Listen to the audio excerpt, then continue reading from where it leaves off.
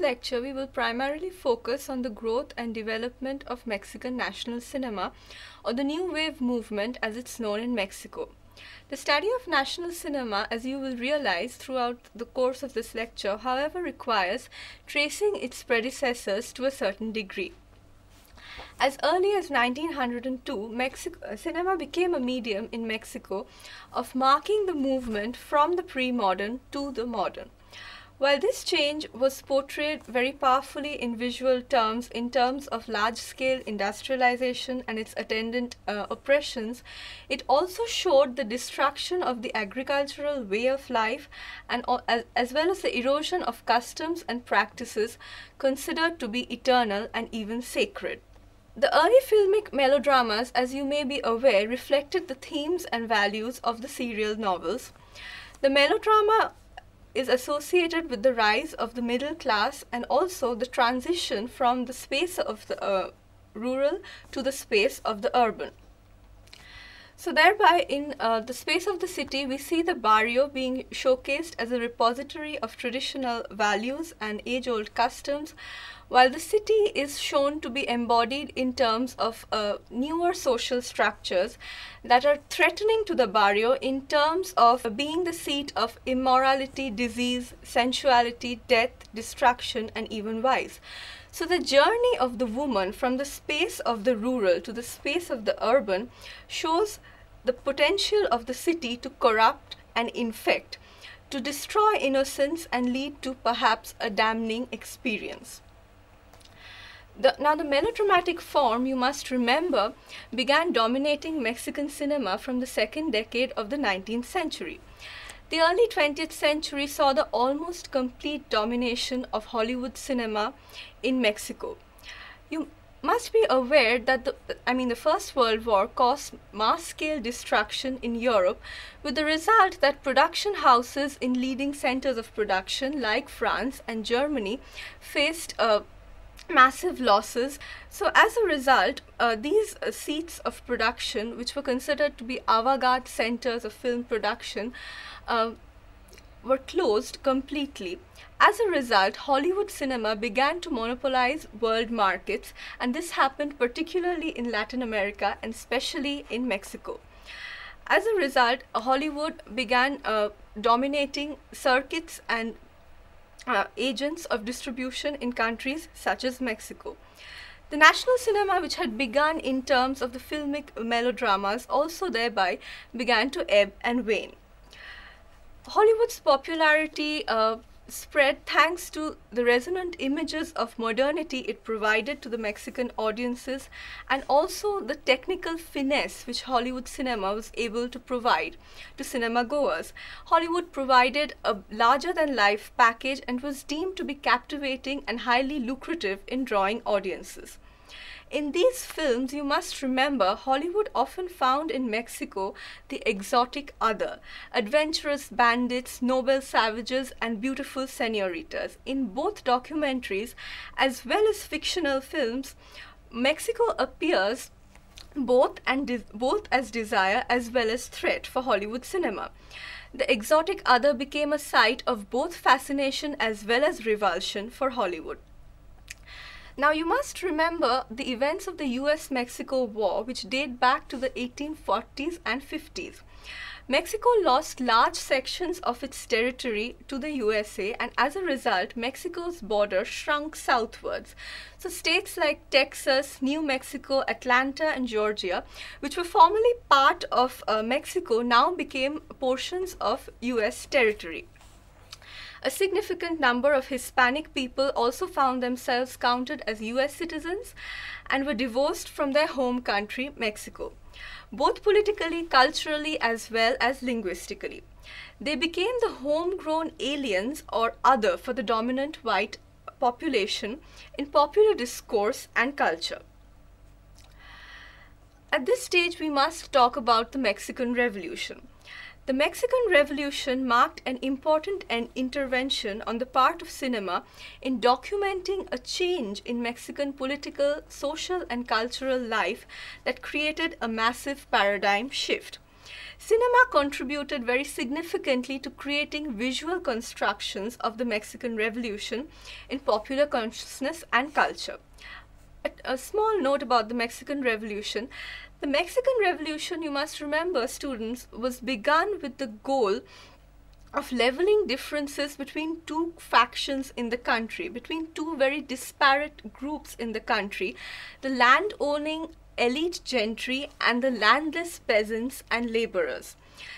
According to the Latin American historian Eduardo Galeano, prior to the revolution, more than 97% of the land in Mexico was owned by less than 3% of the population. The landless laborers and peasants, as well as the indigenous people in Mexico, were exploited quite mercilessly and given very, very inadequate recompensation for their labor.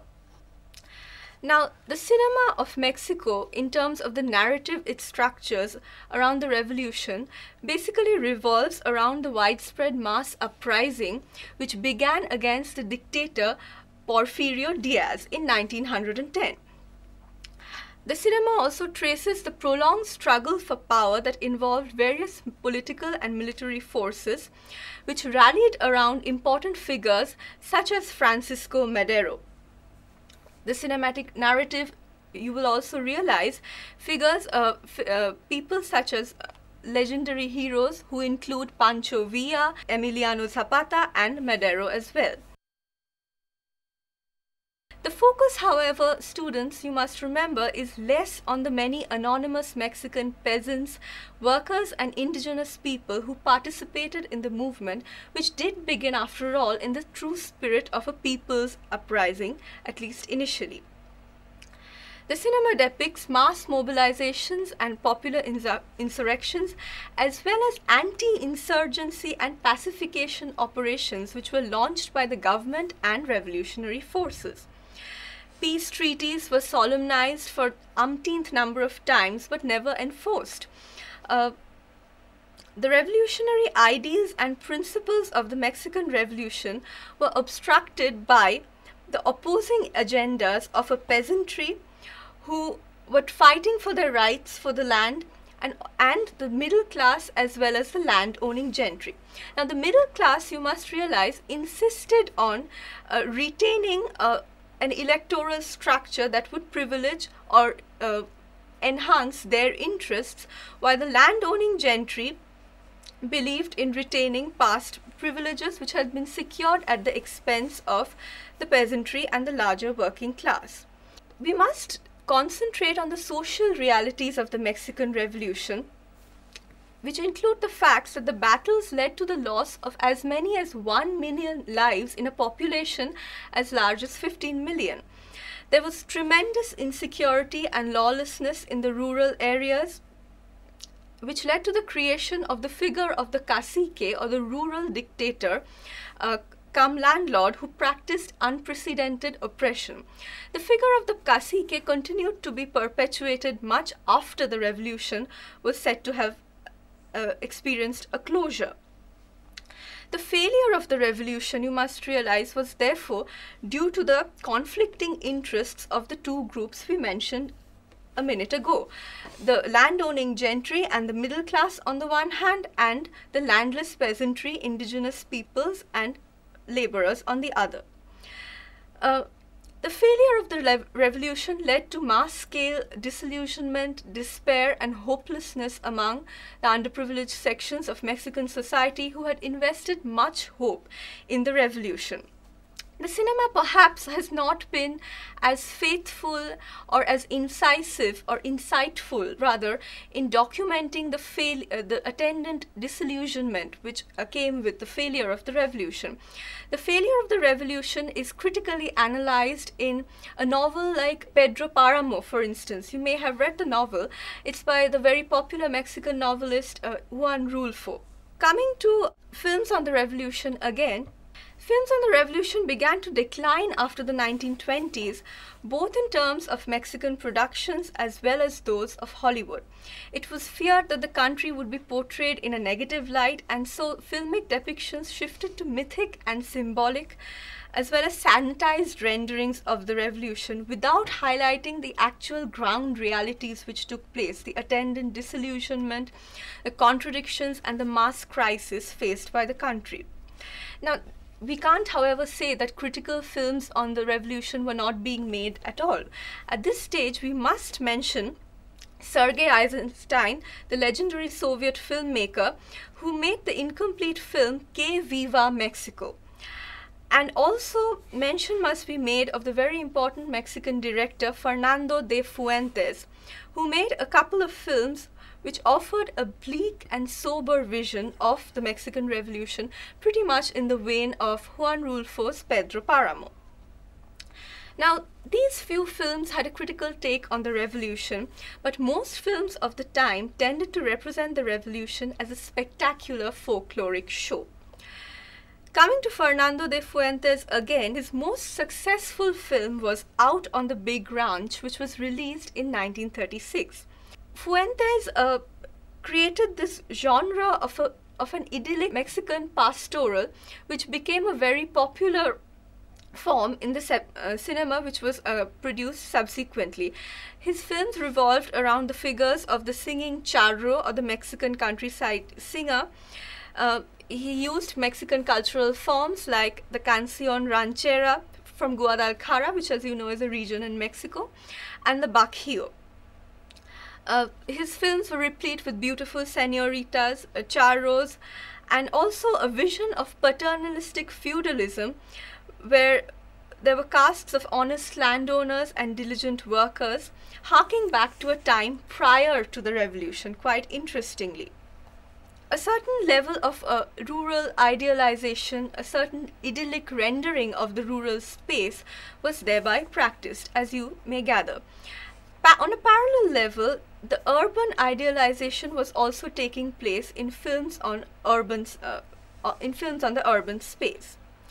Now we come to what was known as the golden age of Mexican cinema, and the most important figure of this time was the filmmaker Emilio Fernandez, who in his films combined both patriotism and star power. Emilio Fernandez revived the genre of the film on the Mexican Revolution, but critics, you will note, students, interestingly, are divided on his place in the cinema of Mexico. Some say that he reverted to picturesque stereotypes and blindly mimicked, as well as quite naively portrayed the situation of the revolution according to North American and European models. But other critics say that he manages to portray the space of Mexico as a primal atavistic space, which would subsequently lead to the fomentation of a new nation with an infinitely new and radical national character and sensibility. The cinema, you will also note, at this time was revived, but yet it was viewed with suspicion by nationalists like Jose Vasconcelos, the visionary education minister of the government, who sought to define a cultural project for Mexico and looked for emblems of post-revolutionary optimism. Figures like Vasconcelos remained bitterly antagonized by the cinema, as they saw in the cinema the devil of the North. You will realize the enemy across the border, the United States, of course. After the revolution, we need to discuss a very important theme in Mexican cinema, and that is the struggles and difficulties faced by Mexican Americans when they crossed the border into the USA for employment opportunities. By the late 1940s, the border towns such as Ciudad Juarez, you may have heard of it, had become a center of several rackets and organized crime. Mass migrations, both legal as well as illegal, were rampant across the border from Mexico to the USA, and Americanization of Mexican culture was becoming an integral part of Mexican urban consciousness. At this stage, we need to think of the films of the comedian Germán Valdez, or Tintan as he was known. His films include The King of the Barrio, The Rebel, and these were highly popular. Tintan is seen to essay the character of a Mexican-American Pachuco, a zoot-suited, upwardly mobile figure who can talk and dance his way out of tricky situations related to border crossings in a mixture of Spanglish idioms and border music rhythms. Another important director of this time is Luis Buñuel. Luis Buñuel made 20-odd films in Mexico between 1946 and 65, and you may be aware that he was part of the surrealistic movement. Buñuel was an important surrealist, and he disagreed with the orthodoxies of neorealism, seeking not to render things as they appear, but rather to interpret reality in terms of the way it is perceived. Buñuel argued in his films that reality depends on the subjective perception of the viewer and cannot be processed or interpreted objectively. At the time his films were released, Buñuel's films did not meet with a very warm response. The response can be called lukewarm at best. But subsequently, critics and cineasts of Mexican cinema have hailed him to be a major inspiration. We come to the 1960s in Mexico from Buñuel, and through the 1960s and 80s, you will interestingly note that state power played a major role in diffusing radicalism in the arts, and so cinema was no exception. The film industry was jealously guarded by vested interests, and change in the aspect of cinema was not really noteworthy. Cinema was not allowed to be invested with social or political concerns, let alone express itself radically. At this time, however, a beacon of light appeared in the form of the Nuevo Cine group. Now, the Nuevo Cine group consisted of cineasts like José de la Colina, Rafael Cordichi, Salvador Elizondo, and Jomi M. Garcia Ascot, as well as Paul Leduc. Paul Leduc, we should note, for his film made in 1983, Frida Naturaleza Viva, on the life of the very important Mexican surrealist painter Frida Kahlo, and the relationship she shared with her husband Diego Rivera. Now, Elizondo and others in the group called Nueva Cine strongly attacked the policy of protectionism, a tired genre, and the fading star system. An incentive to revive cinema also came from the film union STPC, which organized an experimental film competition in the years 1964 to 65. The prize was won, please note, by Ruben Gamez's La Fórmula Secreta, or The Secret Formula, and Alberto Isaac's En este pueblo no hay ladrones, or In this town there are no thieves. This, interestingly, was the first major film adaptation of a work by the Nobel Prize winning Colombian novelist Garcia Marquez. In the 1970s, the Echeverría administration attempted to do away with the previous tyrannical measures imposed by the previous government, and Mexicans found themselves in a space where they were free to criticize, express themselves, and organize publicly. President Echeverría played an instrumental role in reviving radicalism in cinema. He facilitated the reform of the Banco Cinematográfico. He founded the Mexican Cinematheque. He established a film school, the CCC, or the Centro de Capacitación Cinematográfica, and gradually increased the role of the state in production and distribution. The major studios, which included America, were turned over to state cinema, and the premier theaters were required to screen Mexican cinema exclusively. A new generation of filmmakers found it possible thus to express themselves. Among this generation, we must take note of Arturo Ripstein. He was noted for films such as El Castillo de la Pureza, The Castle of Purity, released in 1973, and El Lugar Sin Límites, or Hell Without Limits, which found release in 1978. I want to discuss the latter film, Hell Without Limits, in a little detail. This film exposes the intolerance and inherent brutality of machismo in Mexican society.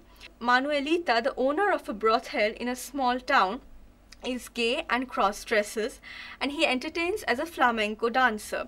The rich and elderly Don Alejo, a cacique figure to whom most of the town is indebted, wishes to sell the town for profit, and the sale of the brothel will seal the deal. Pancho is a hot-headed young man who owes Don Alejo money and is seen to be the embodiment of frustrated machismo. He is unable to achieve anything, and Pancho and his brother-in-law together kill Manuelita. Queerness is noted to be aberrant and taboo.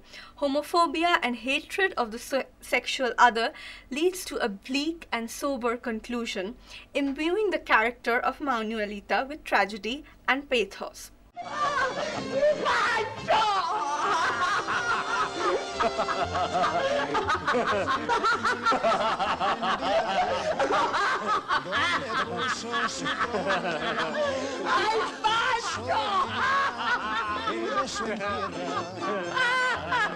Esa Manuela, te tiraste al más guapo. Yo siempre soy así, siempre triunfe y triunfe. Es que veo esa de verdad. ¿Y tú por qué no bailas, baba de perico? Debías de aprender un poco de tu madre. Déjala en paz. ¿Qué más quieres que echarte a su mamá? Tú sí jalas conmigo, ¿verdad, Cloti? Sí, yo siempre he sido muy buena bailarina. Sí, pero aquí la triunfadora de la noche soy yo, Chulita. ¿Verdad, corazón? Eso ni se discute, mi reina. Un hombre tiene que ser capaz de probar de todo, ¿no cree? Pues cuando usted disponga.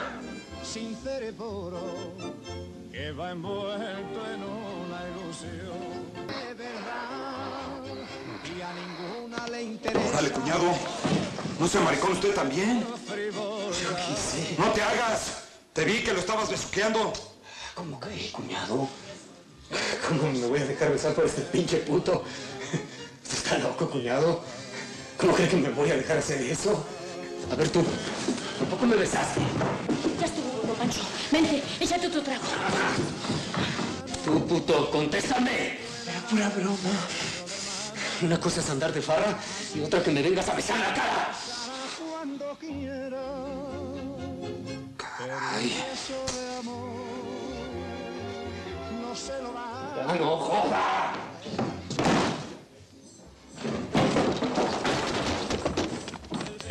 ¡Pancho! Ole los besos buenos.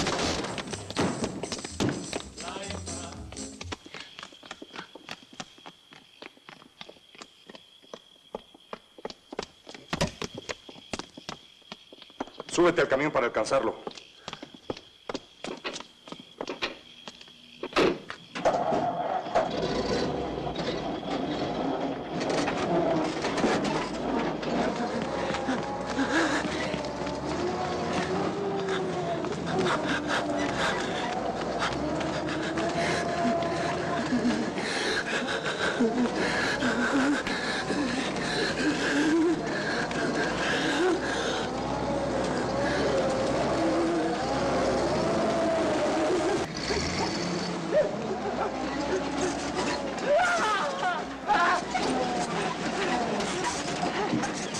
¡Órale! ¡Agarran al cuñado! ¡Vas a ver! ¡No! ¡No, Pancho! ¡No! ¡No, Pancho! ¡Agárramelo ahí! ¡Cuñado! ¡Pancho! This context of machismo, which we just talked about, leads to the creation of grounds for sexual violence on a large scale in Latin American culture and society. And we noted an example in the film Hell Without Limits, where Manuelita, the gay cross-dressing flamenco dancer, ultimately dies because of the virulent and aggressive nature of machismo. No es posible. Si quiere, disparo. No, espérate. Está muerto. Se está haciendo la muerta. Carajo, Pancho. Vámonos antes de que nos vean. Pícale.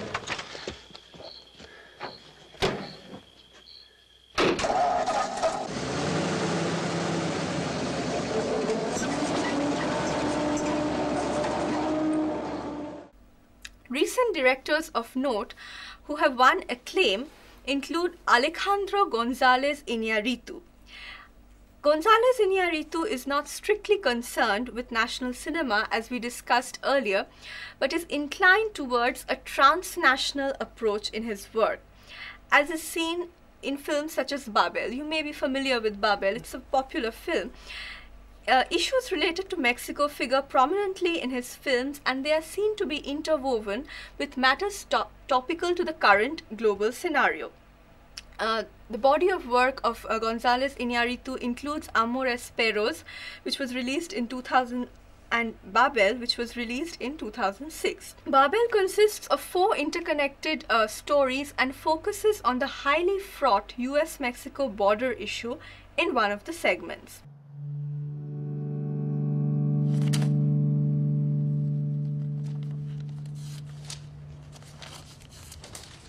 It's a miracle we found those kids, ma'am. I don't know how you could have left them alone like that out in the desert. How are they, sir? That's none of your business. You know how many kids die every year trying to cross this border? Senor, I raised these kids since they were born. I take care of them day and night. I feed them breakfast and lunch and dinner. I play with them. My candy are like my own children. But they are not your children, ma'am. Plus, you've been working in this country illegally.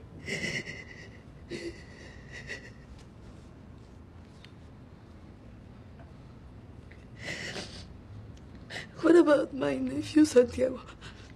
I don't have any information on him. We located the father in Morocco. He was very angry, but decided not to press charges. Thank you. Nevertheless, the government of the United States has deemed that you were seriously breaking the law and is determined to immediately and definitively deport you. Sir, I've been here for 16 years. I have my things here. I rent a house. I made a life here, sir. You should have thought about that beforehand.